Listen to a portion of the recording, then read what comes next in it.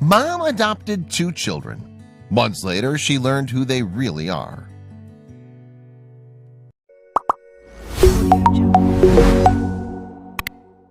Katie Page unfortunately got a divorce during her early 30s, and so she felt lost in life. It felt like the family and career she always wanted no longer seemed like a possibility.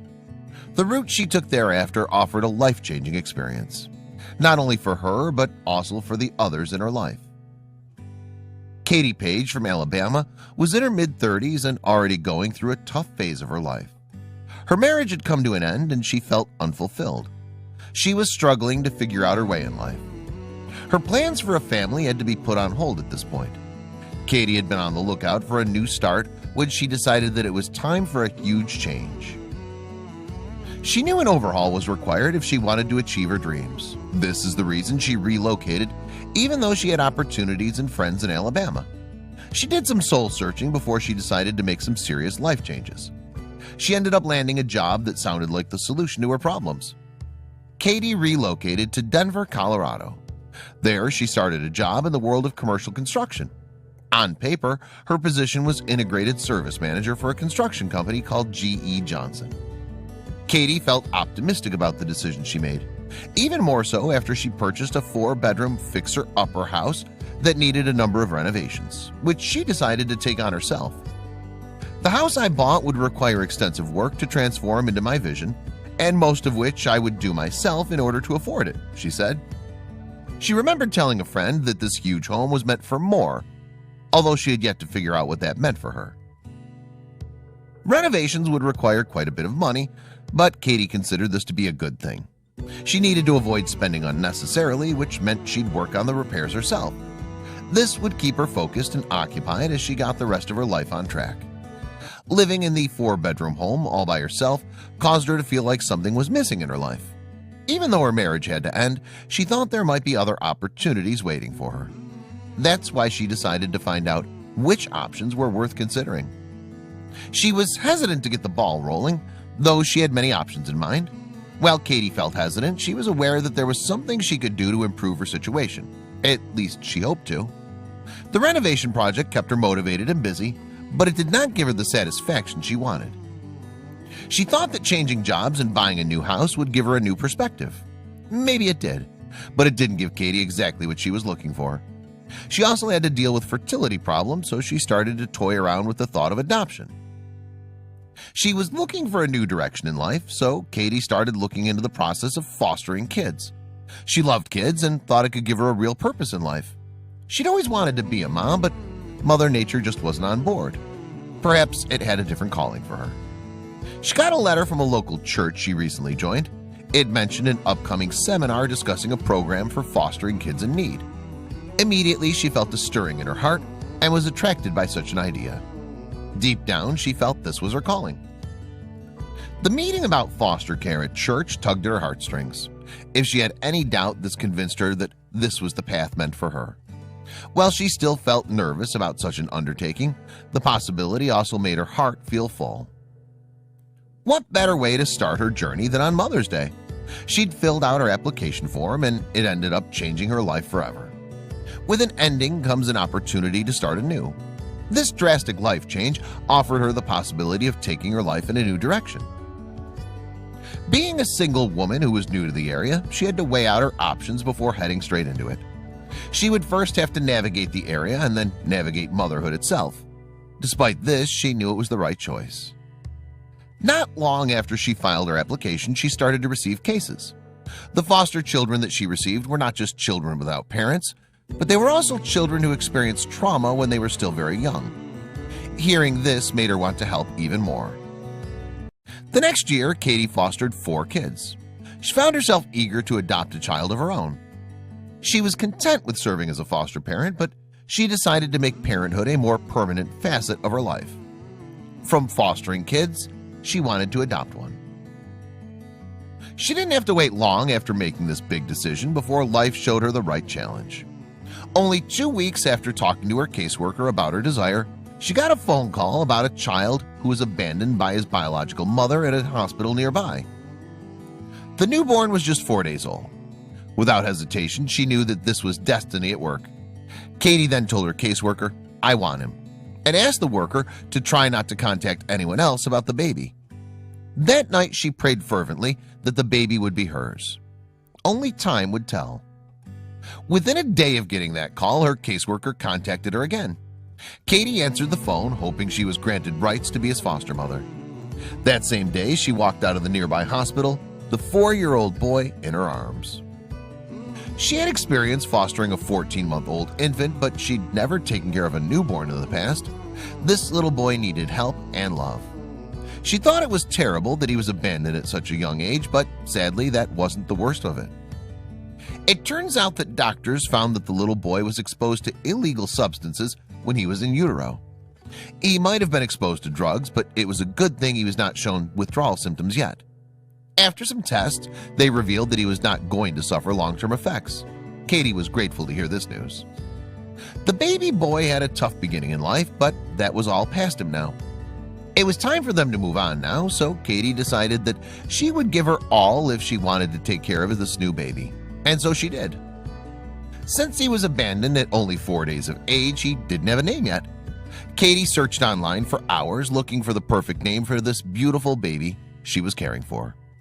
Although his name would probably change once adopted, Katie figured she couldn't call him Baby Boy forever. When she first took him home with her, she only referred to him as Baby Boy for days. She didn't have a lot of time to think of something to name him, which is why she decided to call him by her favorite boy name, Grayson. Katie fell in love with him as soon as she laid eyes on him. Immediately, she felt a connection that she couldn't explain. She never dreamed that she would turn out to be such a natural at parenthood. As days went on, she started to realize that true motherhood was her calling. She felt her soul tell her that she should raise him as her own child. She'd already fostered little kids that grew up in abusive environments, but none of them stayed with her for a long time. This was what she longed for. This ultimately led Katie to make a decision to become a full-time parent. She knew it would be very different than fostering, but she was ready to go the next step and adopt Grayson as her son. Since she'd taken care of him since he was only 4 days old, he managed to take a special place in her heart. Grayson stayed with her for nearly a year as caseworkers tried to track down his biological parents. They looked far and wide for his mother and father but couldn't find them. They put up ads in the newspaper and on Facebook but didn't get any responses. No one stepped in to look for the baby boy at the hospital either. After some time, Grayson finally got a shot at a loving home. He became the legal son of Katie when he was 11 months old. They had no idea that their life together was just about to start. It's something that Katie looked forward to and started feeling a little fulfilled. Grayson required Katie's full attention because he was struggling both physically and developmentally thanks to the drug exposure he suffered. She did sometimes feel like her family was not yet complete, but she waited until her son was 18 months old before she took in one more foster kid. Katie then received multiple emails and calls about potential placements now that her home was open once more. She mostly got offers for short-term placements. She wanted a more long-term arrangement, but she didn't think it was the right time just yet. She knew that she wanted to expand her little family. She hoped to focus on her baby boy for the time being. Grayson deserved nothing less than her undivided attention, so she gave him just that. She threw a little party for him where he thoroughly enjoyed his birthday cake. She knew that she wanted a bigger family, but put off another adoption until her young son was a little older. Katie had a lot of space in her house, which is why she wanted to take advantage of this. A month after Katie decided to adopt Grayson, she received a phone call out of the blue. Little did she know, but the call would change her and Grayson's lives forever. The person on the other end informed Katie that there was another newborn who was abandoned by her mother who was in need of a loving home. She learned that the baby at the hospital was named Hannah. Katie instantly felt that she had to help this little girl. Just like her son, Hannah was also exposed to drugs when she was in the womb. Interestingly, she was at the same hospital where Grayson was found. She knew that helping out was the right thing to do, but still wanted to focus on her son. What would Katie do? After talking it over with the worker on the phone, she got a sense of deja vu. In an interview, Katie said, "During all the phone calls I made that afternoon, the phrase, 'I know I'm crazy, but God is telling me to say yes,' kept coming out of my mouth." Katie couldn't help but feel anxious and nervous, but her instincts told her to open up her heart and consider taking in the baby girl at the hospital. In only a matter of hours, they dropped off Hannah from the hospital, and the little girl met Katie and Grayson for the first time. After Katie welcomed her into the house, she noticed the name of the mother written on the baby bracelet. It turned out to be the same name she found on Grayson's. She looked over the baby's discharge papers and soon noticed that her birth mother had a similar birth date as the little boy's biological mother. Was it a coincidence? Hannah also had similar medical conditions and drug exposure to Grayson. The caseworker told me her story, which sounded really similar to Grayson's, Katie explained. Even though Hannah and Grayson did not look alike, she had a suspicion that the two were related in some way. Grayson is half African American with a beautiful darker skin and curly dark hair. The mother posted on her blog. She continued, "Baby girl has a pale white skin tone and straight red blonde hair." While the two kids did not look anything alike, Katie still thought that something was off. It was going to be difficult to find out the truth since Grayson's birth mother had a different surname. Her birthday was also off by a single day to the one Grayson's mother had. Katie was determined to get to the bottom of it, that she took it upon herself to track down Hannah's birth mother. Katie even approached her caseworker and told her that she thought Hannah and Grayson had the same birth mother. However, she was told that this did not seem likely. For all they knew, that chances of that was slim and probably 1,000,000 to 1. Perhaps it was just pure coincidence. Regardless, she knew she might have better luck by getting in touch with her son's caseworker. She requested to take over Hannah's case as well. After months of searching for an answer, she finally tracked down and met up with Hannah's birth mother. Katie was anxious when she visited the biological mother of her daughter. As soon as they met up, she could tell that she was the same person who gave birth to her son as well. She couldn't understand how all this was possible. The moment she saw Hannah's birth mother, Katie said that she knew instantly that this was also the same woman who birthed her beautiful son. However, she told herself to keep calm and not jump to conclusions. During the conversation, the birth mother told her some information that confirmed what she suspected from the start. The woman said that she also gave birth to a boy who she gave up without records. Of course, Katie took into consideration the fact that this woman had a striking resemblance to Grayson as well. Katie asked her more questions and learned that the woman had a couple of children. She had another baby boy whom she did not report to the authorities. After the meeting, Katie told the social worker everything she learned. The caseworker confirmed that the last name the birth mother gave matched the last name of someone related to Hannah. The pieces were finally coming into place, but they had to wait for one more test that would confirm her hunch.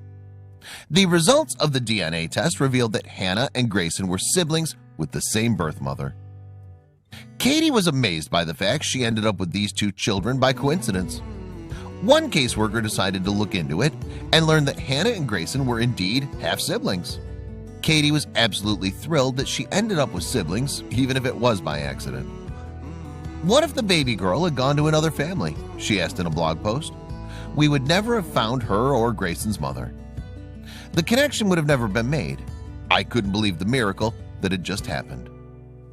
After confirming that the two children were actually biological siblings, she knew it was only right for them to stay together.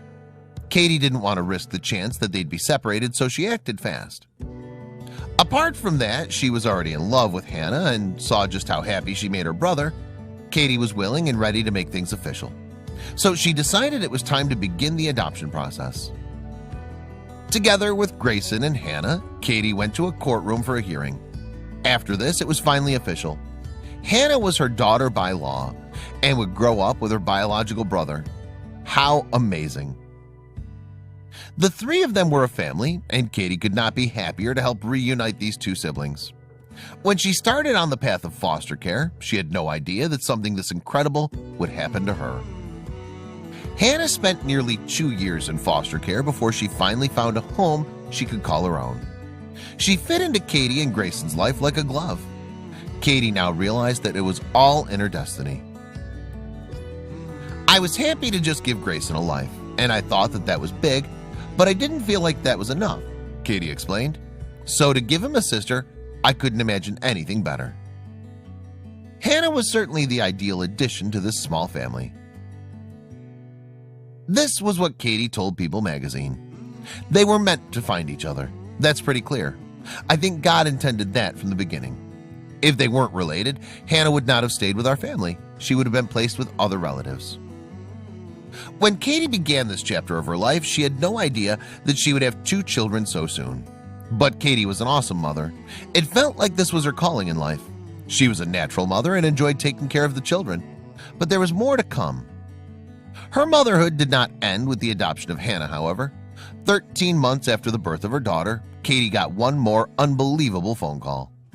The phone call came from the adoption agency with news that would change the life of Katie and her growing family. Apparently, they were calling her regarding Grayson and Hannah's birth mother. What was going on? What could be going on with their birth mother? Was she sick? Was she looking to take them back? A million thoughts went through Katie's head. She had to take a deep breath before listening to what the person on the other end had to say. When she received the call from the adoption agency, Katie found out that the birth mother had given birth to another baby boy. Even though Katie was not planning to become a mother of 3, she couldn't stand the idea of leaving the little boy. What would she do? The revelation meant that the children had one more sibling looking for the perfect home. Katie was astonished by this piece of news. However, she didn't know if she was equipped to adopt another child. She'd adopted quite a bit ago, but 3 kids? She had to think this through. After some introspection, Katie believed it was only right for her to reunite the siblings with their brother. She then took in this newborn boy and started the adoption process for the newest member of the family. Katie took another leap of faith by taking in this newborn called Jackson. Like Hannah, he fit into the family without any problems whatsoever. In only a couple of months, he succeeded in capturing the hearts of Katie and his siblings. Katie was eager to make things official and become his mother on paper as well. Katie took to Instagram to make a post saying the court date for the adoption process was all set. In the meantime, she was relieved that the baby was under her care, which meant she could look after him and watch him grow. While the adoption process was still underway, she was careful to protect the privacy and safety of her children on her social media profiles. After the news about the miraculous adoption story came out, she started to receive plenty of media attention. She wanted to make sure that the adoption process went smoothly, which is why she refrained from showing her youngest child's face on any of the posts she made. Katie always covered his face using stickers or blurs to avoid any unwanted public attention. While they waited for the approval of the adoption, the children continued to live together in Katie's house. Hannah was already 2 years old at the time. She's since grown up to be a very energetic girl who adores clothes, dolls, and shoes. She also likes to take care of her brothers and hopes to grow up to be like Katie. Meanwhile, Grayson has turned 3 and will attend preschool soon. He's become a social butterfly who enjoys meeting other people. He now wears glasses to help fix his lazy eye, probably a side effect from being exposed to substances in utero, and we think they're just adorable on him. Just recently, Katie made a post on Instagram about another addition to the family. In the captions, Katie said, "Well, I can't share his face as I vowed never to post him on social media so I could get him to take a photo with me. I can share how grateful I am for him." It turns out that Katie and the mystery man had been seeing each other for a year after they met through a pastor. He's been supporting her through the craziness of foster care and the surprise addition to their family. We're glad to hear that Katie has this man whom she can turn to for support. Katie's been receiving a lot of help and support as she raises the 3 children on her own. Her sister, mother, and roommate have always been there to help out because she still works in the construction job full-time despite everything. Aside from raising the kids and working a full-time job, she's also been renovating her house. What's even more impressive is the fact that she's also taken on another responsibility when she started a small business. She runs a website called woodandgrace.net on top of working as an independent consultant for a skincare company called Rodan & Fields. The beauty company Rodan & Fields sells makeup and skincare. It allows Katie to work on her own hours remotely, which allows her to earn additional income to help her make ends meet. But how does she find the time to spend with all 3 kids? Katie said, "I'm hopeful that one day this opportunity will give me the chance at the freedom to spend more time with my children and one day expand our family even more. My current traditional career path doesn't make my dreams seem possible, so I began to consider ways to supplement that complemented my lifestyle and was flexible. Katie's been using different social media platforms to promote the independent businesses she runs. Aside from her Instagram and Facebook profiles, she talks about her personal journey on the website woodandgrace.net. On her blogs, you'll find her discussing her home renovation project and interior decoration skills. She also shared the personal journey she underwent with foster care and adoption. The last 35 years has been far from easy or the perfect life, but it's been mine and has always been driven by my crazy dreams, she posted on her blog. If people only knew how my children have changed mine, far more than I could ever have imagined. Her business decisions have let her finance the extra help she needed to take care of her children. She's planning to hire a live-in nanny so her kids can get some extra TLC.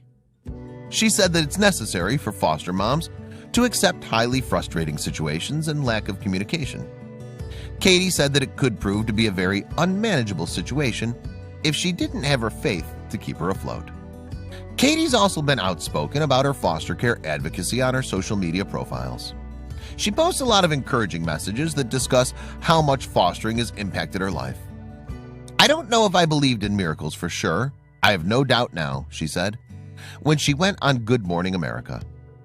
Katie's still undergoing the adoption process to make Jackson an official part of the family. It takes patience beyond what I feel sometimes. It makes me and those who support me angry some days. But encounters and relationships with the children make it worth the hard times. To think that Katie's journey all started with one little boy named Grayson is truly remarkable. Had she not found him, she would never have been able to reunite 3 siblings. Katie spoke on the matter. It's my greatest adventure, and I can't imagine my life without this experience.